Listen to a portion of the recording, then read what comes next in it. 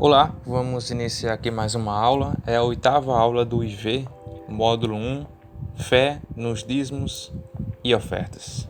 Ou melhor, fé e assunto voltado também para dízimos e ofertas, ok?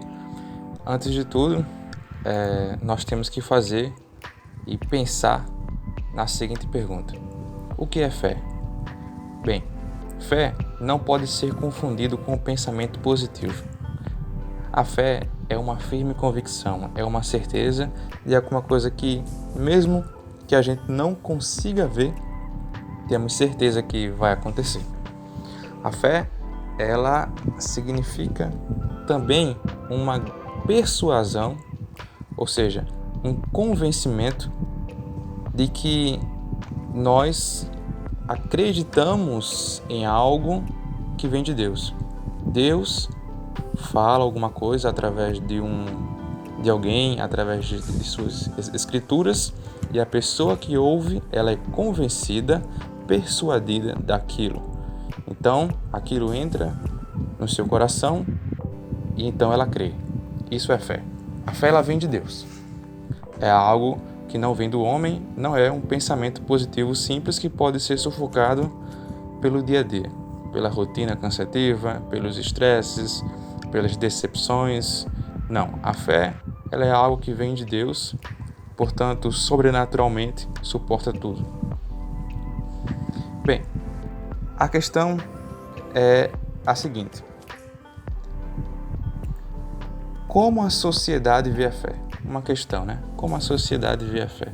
A fé, para muitos, é loucura. Para os gentios, segundo o apóstolo Paulo, a fé é loucura. E a pessoa que não tem experiência com Deus dificilmente acredita em coisas que nós cristãos acreditamos. Temos que também detalhar com muita precisão em quem nós temos fé, em quem nós depositamos a nossa fé. E a nossa fé está unicamente no Senhor Jesus, no Deus Pai, Filho e Espírito Santo. Portanto, isso se diferencia de um pensamento positivo. Um pensamento positivo não tem um alvo, não tem algo no qual alguém em que nós viemos depositar a nossa esperança, que está relacionada com a fé, ou seja, aquilo que nós esperamos.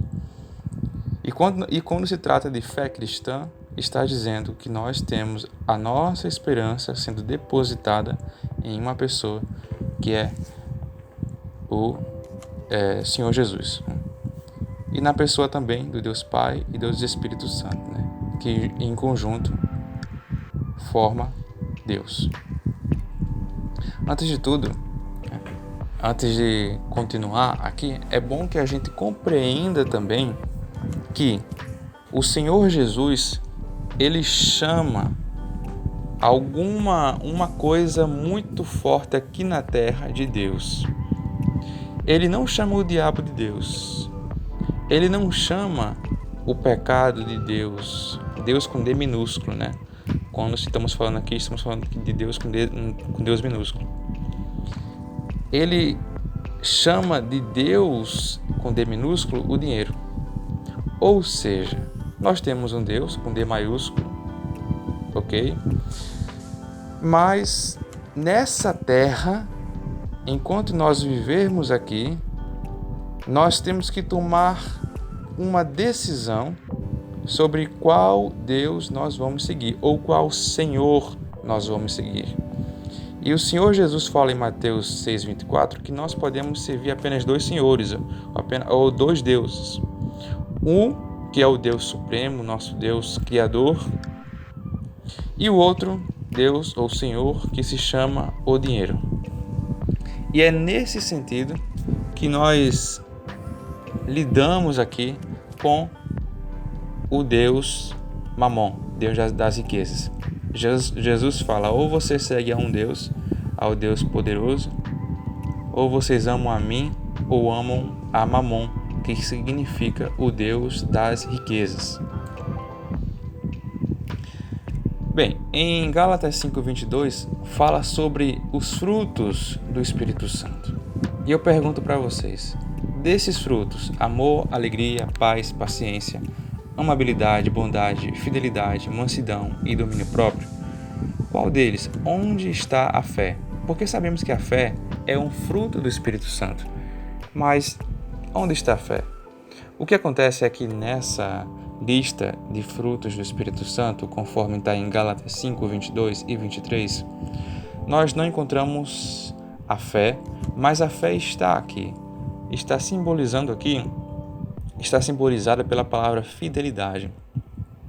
O que acontece é o seguinte: acontece que em grego a palavra pistes, conforme eu estou escrevendo aqui, em grego a palavra pistes significa fé, mas também tem o mesmo significado de fidelidade. Portanto, quando nós temos aqui a fidelidade, também estamos falando de fé. Ok? Então, fé e fidelidade, elas simbolizam uma mesma coisa, o mesmo fruto. Tá certo? E assim a gente já responde uma coisa: de onde vem a fé? A fé, ela vem pelo ouvir a palavra de Deus. Mas a palavra de Deus, aquela pessoa que está pregando a palavra de Deus, está recebendo de quem? De Deus.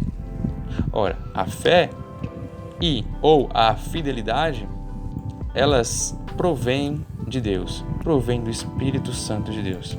Portanto, a origem da fé, a origem da fidelidade é o próprio Deus. Ele ministra para o homem, e aquele que ouve e é persuadido pela palavra e acredita na palavra, ele vai ter em seu coração o que chamamos de fé. Nós sabemos, por exemplo, que Jesus ele se impressionou com a mulher do fluxo de sangue. Por quê? Porque a mulher do fluxo de sangue entendeu isso, que bastava ela ter uma pequena revelação de quem o Senhor Jesus era. E ela falou assim: se eu tão somente tocar na orla das vestes desse homem, Jesus, eu serei curada. O centurião também, ele falou assim: se tão somente o Senhor me der uma mensagem, dar um comando, o meu servo será curado. E Jesus elogiou a fé deles, porque eles entenderam que não precisava muita coisa, tão somente confiar. E assim, a fé deles é lembrada até hoje. Bem, agora, quando nós falamos sobre fé, chegou um outro termo muito importante, uma outra palavra muito importante que temos que frisar aqui. Essa palavra é fidelidade. Fidelidade é o mesmo fruto, porque muda as traduções na Bíblia, né? Em uma tradução tem fé e na outra tradução tem fidelidade. Nós vamos destacar aqui a diferença entre elas, né? Ou melhor, não a diferença, mas a forma como essas palavras podem ser manifestadas, né? Nós temos que fé, nós já discutimos. A fidelidade possui a mesma origem, né? Que é a palavra no grego pistes. Quando se fala em fidelidade, e nós já discutimos um pouco sobre isso quando nós falamos sobre o Senhor Jesus, que fala assim que nós vamos servir a dois senhores, a Deus ou a Mamon, que é o Deus das riquezas. Quando se fala em fidelidade, está querendo dizer o seguinte: fidelidade, lembre-se aqui, aliança. Fidelidade é aliança. Aliança significa significa que existe uma responsabilidade entre duas partes, né? Quando um homem se casa com uma mulher, ele tem uma aliança, né? Que é algo eterno. Eles não devem, na teoria, se dissociar, se separar. Então Deus, ele quer estabelecer uma aliança conosco. E financeiramente, em termos de dinheiro, Deus ele estabelece uma aliança com o homem através do dízimo. Ainda sobre aquela pergunta, quando Deus fala aquela afirmação, né, que nós só podemos servir a dois senhores, a Deus ou a Mamon, ele está querendo dizer o seguinte: o seu coração, o nosso coração, ele vai estar voltado ou a um ou a outro, ou a Deus, ou as riquezas, simbolizado por Mamon. Aqui, ó, são as riquezas, tá certo? Então nós temos que decidir. A pessoa que recusa-se a dar o seu dízimo, que o dízimo aqui é 10% de tudo aquilo que a pessoa ganha, tá certo? Vamos supor que alguém ganhe R$1.000 por mês. Quanto ela tem que dar de dízimo? R$100, ou seja, 10% daquilo que ela ganha. Isso é um exemplo. Então isso, meu dízimo, é devolver para Deus, não é nem dar, é devolver 10% de tudo aquilo que passa por sua mão. O versículo-chave sobre o dízimo está lá em Malaquias 3, do 6 ao 12, quando fala o seguinte: porque eu, o Senhor, não mudo. Aqui está falando que Deus não muda. Se o dízimo está para o Antigo Testamento, também está para o Novo. E ele faz uma pergunta: roubará o homem a Deus? Naquele tempo o povo de Israel passava muita fome, muita necessidade e não sabiam o porquê. E aí Deus faz uma revelação muito forte por meio do profeta Malaquias. E ele fala o seguinte: sim, vocês me roubam nos dízimos e nas ofertas. E quando ele fala trazei todos os dízimos à casa do tesouro, é importante a gente notar isso aqui, porque algumas pessoas acreditam, né, e falam: não, eu vou dar o meu dízimo hoje para uma instituição de caridade, ou então para uma outra igreja, ou então para uma outra instituição assim que ajude pessoas. Bem, aqui deixa bem claro que nós temos que dar o dízimo para a casa do tesouro, ou seja, a igreja, o templo, né? Com o objetivo de que haja mantimento na minha casa. Então esse é um dos objetivos. Esse é um dos objetivos do dízimo, para mantimento da casa. E ele fala o seguinte: fazei prova de mim e vejam como as janelas dos céus, ou seja, as bênçãos, né, irão ser abertas, né? E por causa disso eu vou repreender o devorador, ele fala. Ou seja, quando nós dizimamos, nós protegemos. Isso aqui é proteção. Nós protegemos a nossa vida financeira, certo? O dízimo, ele não é sinal de salvação, né? Não é que quem dizima vai ser salvo, não é isso. Mas pelo menos ele vai ter as suas finanças protegidas. Ok? Algumas dúvidas surgem, por exemplo, o dízimo. Quando é que surgiu o dízimo? Algumas pessoas perguntam: mas espera aí, se a lei ela mudou ou ela foi de alguma forma, a lei cerimonial não tem mais o valor por causa da cruz de Cristo, e essa lei cerimonial ela veio com Moisés e a lei cerimonial ela não existe mais, né, por causa da cruz de Cristo? A pergunta é a seguinte: o dízimo também deve existir? Mas o que eu falo para vocês é que o dízimo ele não surgiu com a lei cerimonial. O dízimo ele não surgiu com Moisés. Moisés que foi responsável, né, por dirigir ao povo os 10 mandamentos, né, que Deus instituiu. Mas o dízimo não veio com Moisés. Não veio. De onde veio o dízimo? O dízimo veio 400 anos antes de Moisés.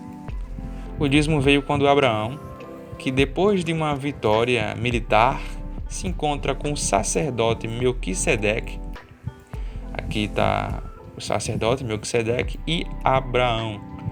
Ele fala para o sacerdote Melquisedeque o seguinte: eis que eu te darei o dízimo. Então o dízimo ele surgiu aqui. Então, quando se fala nisso, lembra-se também lá em Hebreus 6:20 que Jesus, ele que nos precedeu, entrou em nosso lugar, tornando-se sumo sacerdote sacerdote para sempre, segundo a ordem de Melquisedeque. Lembrando, né? Jesus aqui está num papel de sumo sacerdote. Porém, Jesus não era da tribo de Levi, que era uma tribo dos sacerdotes do povo de Israel. Jesus era da tribo de Judá. A pergunta é, ele podia ser sacerdote?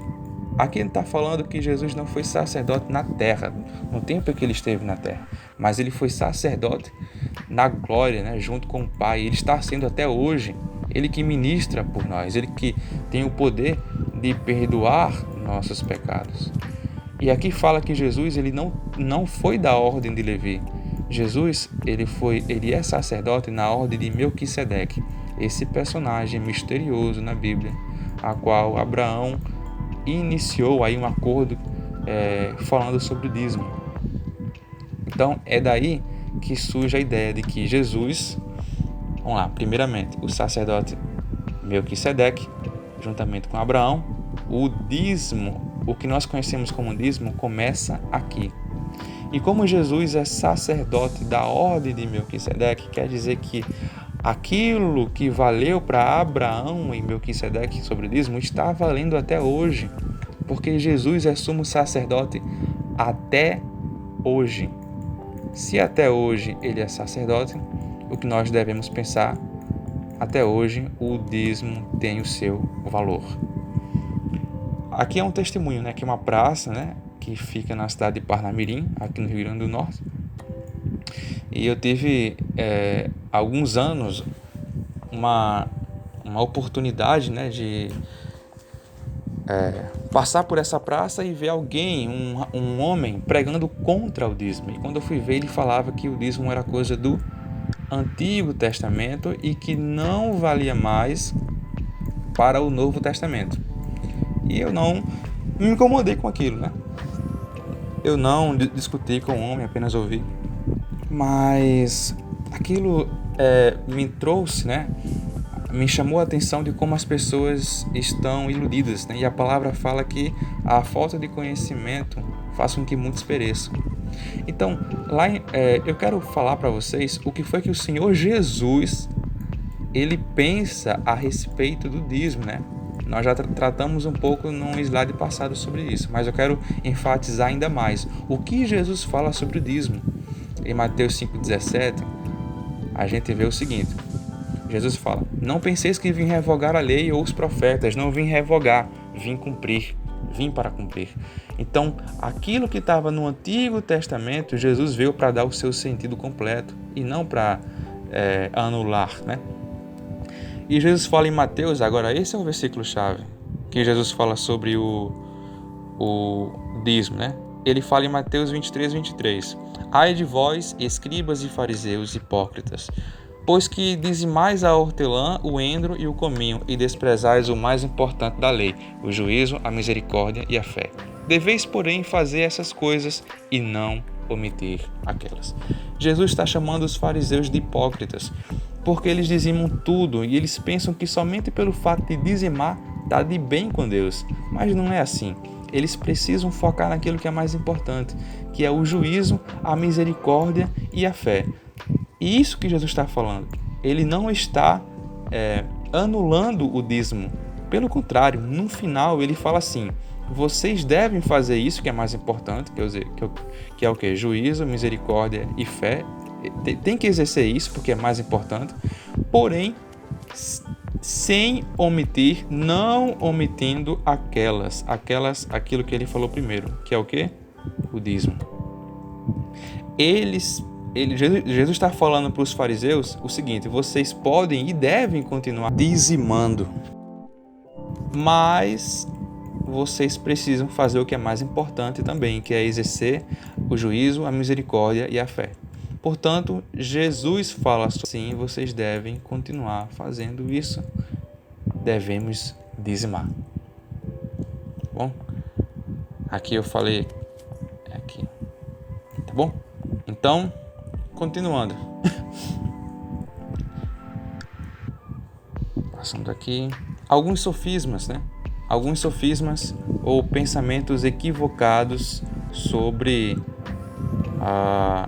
o dízimo. Quando a pessoa fala assim, não sobra nada para eu dar o meu dízimo, né? A pessoa avalia todas as contas e fala, não sobrou nada. Só que a Bíblia fala, lá em Provérbios, que devemos honrar o Senhor com tudo aquilo que passa por de tudo aquilo que passa por nossas rendas, de nossa renda, temos que honrar Ele com nossas primícias. A palavra primícia significa aquilo que temos que dar e entregar em primeiro lugar. Então, a questão aqui para essa pessoa, né, que falou assim, mas não sobrou nada para o dízimo esse mês. Bem, quais são as prioridades da pessoa que falou isso? Às vezes são contas a pagar, mas a preocupação dela deveria ser a seguinte: paguei meu dízimo e agora eu estou achando que não vai sobrar para eu pagar tal conta. Porque o dízimo, segundo a Bíblia, é algo que nós temos que tratar como primícia ou como prioridade. Alguma pessoa pode pensar assim, será que não vai me fazer falta, né? Então, a resposta que posso dar para isso é o seguinte: é melhor 90% com a bênção do que 100% sem a bênção. Então o dízimo, ele traz esse entendimento. Os motivos para dizimar, relembrando, é uma aliança com Deus. O dízimo serve para mantimento da igreja e para nós nos libertarmos das amarras de Mamon, que é o Deus das riquezas.